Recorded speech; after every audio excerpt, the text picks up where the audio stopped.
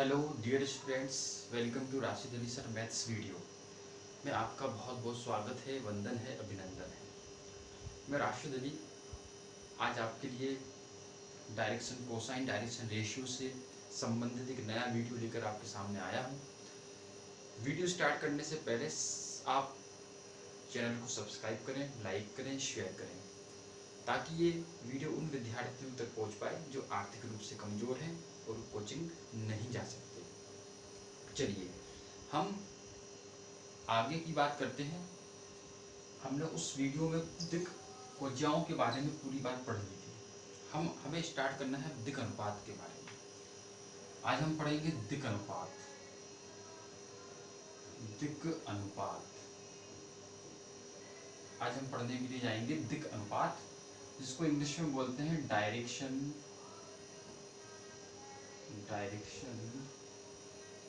Ratios.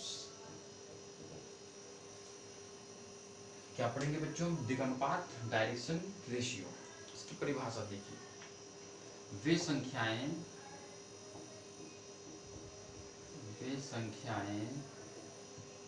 जो दिक् कोज्याओं के समानुपाती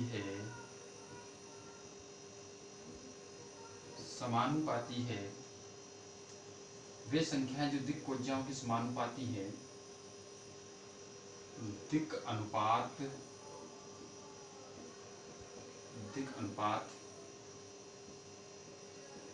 कहलाते हैं। इन्हें स्मॉल a, b, c से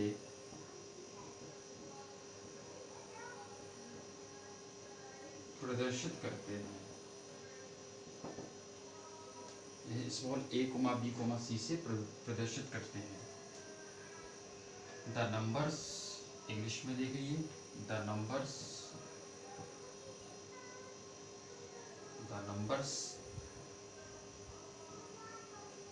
proportional to direction cosine the numbers proportional to direction cosine are called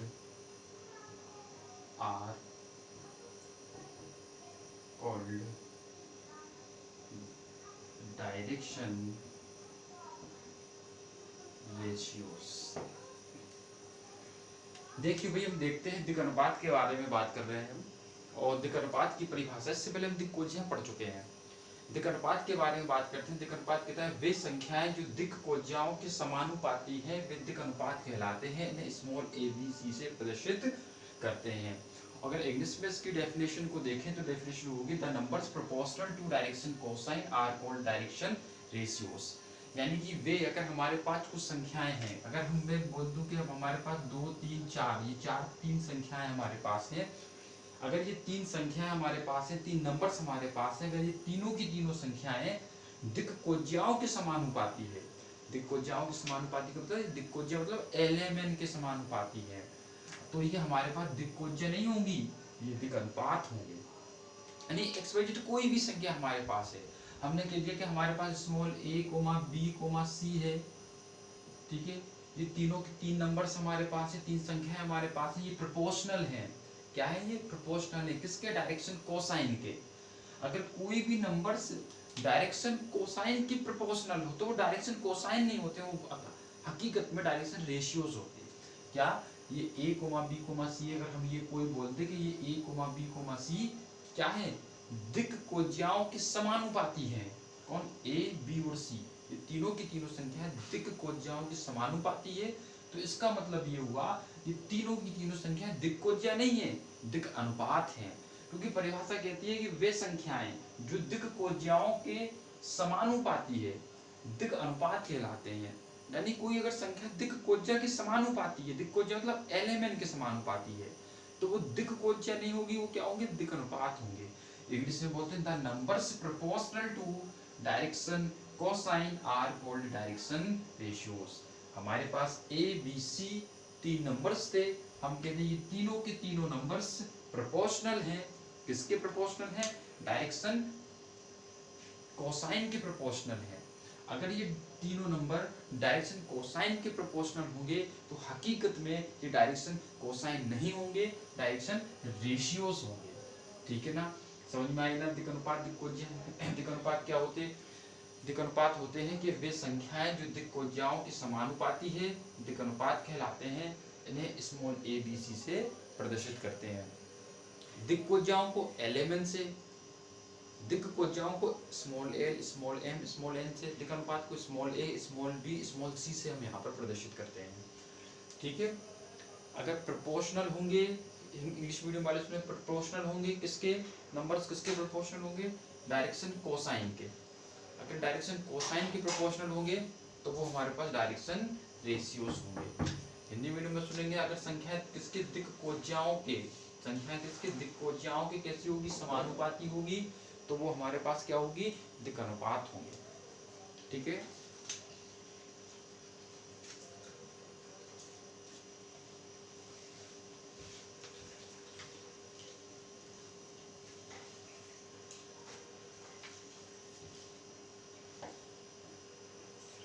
दिक्कोज्या और दिक् अनुपात में, दिक्कोज्या और दिक् अनुपात में संबंध,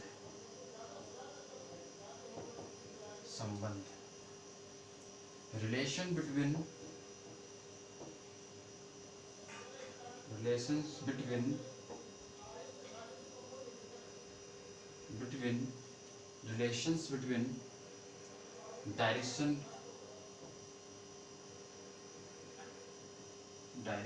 cosine and direction ratios। अब हम एक रिलेशन पढ़ेंगे यहाँ पर, दिक्कोज्या और दिक् अनुपात। देखो फिर से बताएं, दिक्कोज्या का मतलब है एल एम एन, दिक् अनुपात का मतलब है स्मॉल ए बी सी। इसको आपको याद रखना है अच्छे से। देखिए, दिक्कोज्या और दिक् अनुपात में संबंध बताना है तो हमने यहाँ लिखा L upon A equal M upon B equal N upon C equal K. समानुपातिक नियतांक, इंग्लिश में बोल देंगे प्रोपोर्शनल कांस्टेंट। क्या बोल देंगे? Proportional constant. फिर से सुने, दिक्कोज्या और दिक् अनुपात में संबंध बता रहे हैं। अभी हम दिक्कोज्या भी पढ़ के आए पहले, फिर अभी हमने दिक् अनुपात पढ़े क्या होते। अब सुनो, क्या कहते थे दिक् अनुपात? दिक् अनुपात की डेफिनेशन कहती थी कि वे संख्याएं जो दिक्कोज्याओं के समानुपाती हो। दिक्कोज्या यानी एल एम एन, दिक् अनुपात यानी कि ए बी सी।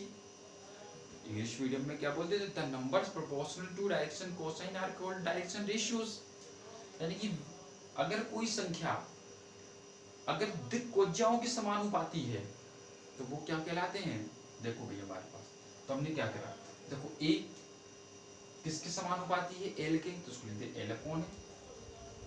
बताओ बी किसके समानुपाती है? दिक्कोज्या के, एम दिक्कोज्या है तो बी किसके समानुपाती है? एम को लिखते M upon B.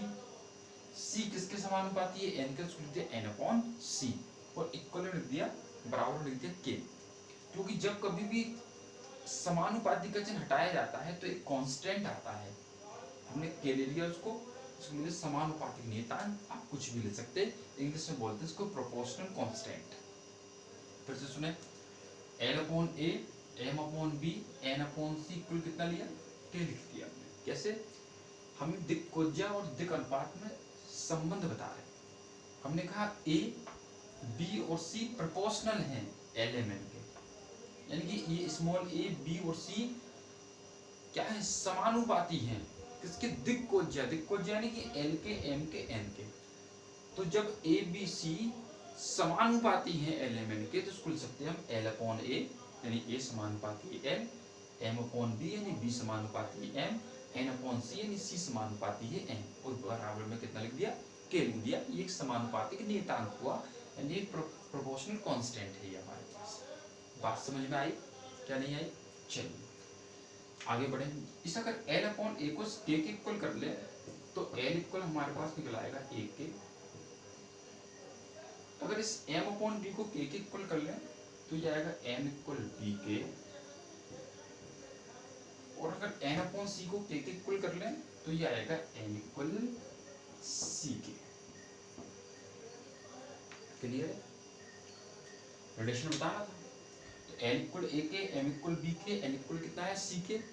We know that, हम जानते हैं कि मानी हुई राशि कभी उत्तर में नहीं आती है। जो नंबर हम लेट करते हैं वो उत्तर में आ नहीं सकता। तो यहाँ देखो L upon A, M upon B, N upon C equal to K एक नियतांक था, हमने लेट किया था, माना था, तो हमें के की वैल्यू तो निकालना पड़ेगी कुछ ना कुछ। तो जब के की वैल्यू हमें निकालना पड़ेगी तो के की वैल्यू निकालने के लिए देखेंगे अपने यहाँ, देखेंगे क्योंकि हम क्या पढ़ के आए, चूंकि हम पढ़ के आए थे L square plus M square plus N square equal कितना होता है, 1 होता है। एल की वैल्यू ये हम प्रूव भी करा था, एल की वैल्यू कितनी है, 1 के, तो ए स्क्वायर के स्क्वायर हो जाएगा। एम की वैल्यू बी के, तो बी स्क्वायर के स्क्वायर हो जाएगा। एन की वैल्यू सी के, तो सी स्क्वायर के स्क्वायर इक्वल कितना होगा, 1। पूरे में के स्क्वायर कॉमन ले सकते हैं, के स्क्वायर कॉमन ले सकते हैं, अंदर होगा A square plus B square plus C square equal 1। इसको ट्रांसपोजिशन करके पक्षा यानी इसको ट्रांसपोजिशन इसको 1 के अपॉन में पहुंचाएंगे तो डायरेक्ट के की वैल्यू निकाल लें, स्क्वायर पहुंचेगा तो plus minus 1 upon root A square plus B square plus C square. ये किसका मान आ गया हमारे पास, के का मान आ गया। किसका, के का मान।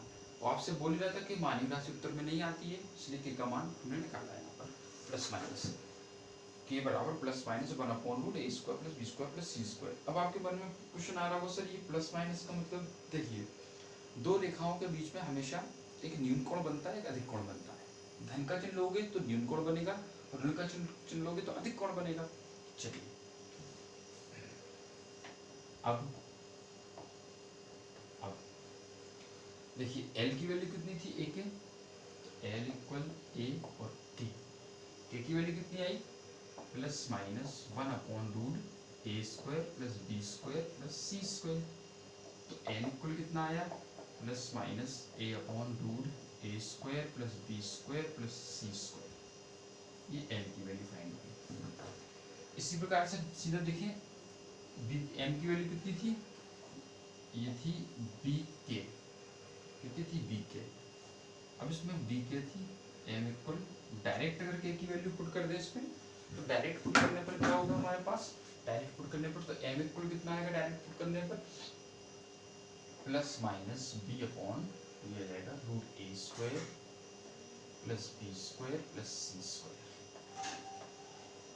और एन इक्वल कितना था भाई, सी के था, एन इक्वल कितना हो जाएगा प्लस माइनस सी, ये वैल्यू रखनी plus minus C upon root A square plus B square plus C square. Note कीजिए।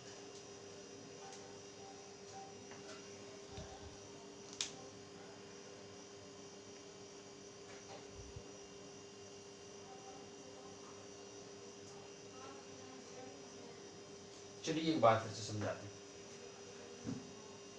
क्या आगे होगा। देखिए L upon A, M upon B equal N upon C, इसलिए क्योंकि ये जो ए बी सी है ये प्रोपोर्शनल है किसके, डायरेक्शन कोसाइन, डायरेक्शन कोसाइन है एल एम एन के, एल एम एन, यानी ये ए बी और सी समानुपाती है किसके, दिक्कोज्या के। तो एल एम एन दिक्कोज्या, ये समानुपाती, तो अपॉन में आ गया। समानुपाती का साइन हमने हटा दिया था, इसलिए बराबर में सीधा कितना आया के, क्योंकि जब भी समानुपाती का चिन्ह हटता है तो कोई ना कोई नियतांक आता है। एल अपॉन ए को के इक्वल करेंगे, ए का के में गुणा तो L equal, M upon B को के रूप एम बराबर बी के, एन अपॉन सी के एम बराबर सी के। चूंकि L square plus M square plus N square equal कितना होता है 1, एल की वैल्यू पुट करी, एम की वैल्यू पुट करी, एन की वैल्यू सॉल्व किया, के की वैल्यू आई। इस k की वैल्यू को उठा के एक बार इसमें, एक बार इसमें, एक बार इसमें हमने लिख दिया।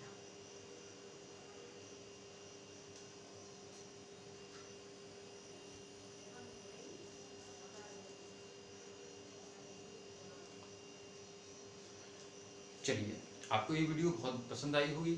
आप इसको लाइक करें, शेयर करें, सब्सक्राइब करें, कमेंट करें और ज़्यादा से ज़्यादा लोगों तक इस वीडियो को पहुंचाएं। इसके आगे के लिए हम अगले वीडियो मिलते हैं। जब तक के लिए जय हिंद।